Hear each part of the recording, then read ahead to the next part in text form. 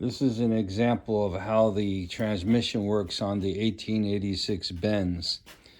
We have a flat belt here with a very large drum, and this drum is a flat drum. It doesn't have a curve in it because the belt's going to move across the drum. And what occurs is right now the drum is on the drive belt. Let me come around so you can see it. Right now it's on the drive belt. This other drum right here is a freewheeling drum. That would be neutral. So when you wanted to start the car, this belt would be on this drum freewheeling like that. And when you want to drive the car, this is the linkage right here. It's part of this lever. There's the linkage, and it goes down and it goes across right there. There's a bell crank right here. So when you move this lever, you are moving this rod across, and if you notice those two brass pins, they're rubbing against the belt. So when you want neutral, you move the lever back and it pushes the belt over on the idler pulley. And when you want to go forward, you move the lever forward and it moves the belt over onto the drive pulley, which this one is, and this one is hooked to the chain, which goes to the differential. So when you want neutral and you want to run the engine, this belt here is over here and it freewheels, as you see. This one will not freewheel because this is hooked up to the chain to drive the vehicle forward or reverse. This one is not hooked up to anything, and there's bearings in there, that's why it rotates.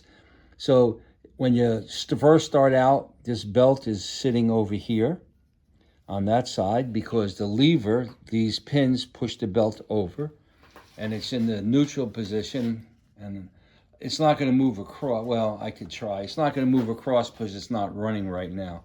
If the engine was running, the belt would slide across.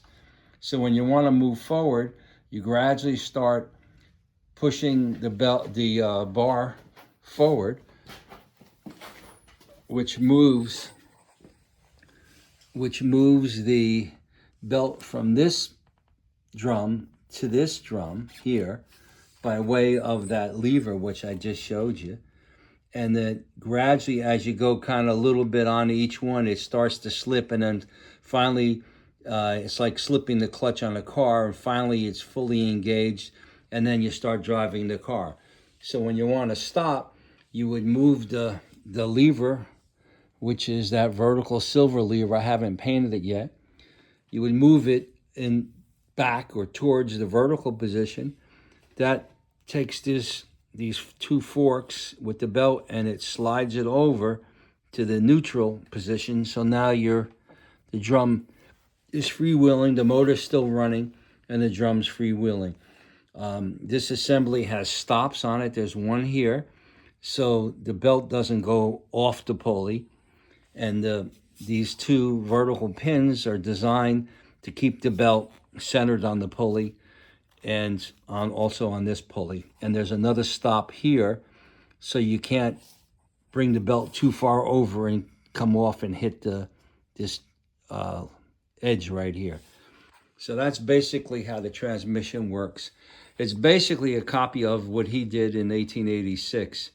I just made some other changes to it to make it a little simpler, but it's kind of a copy of what he did. So hopefully that will explain it, and I'll shoot another video if we need it.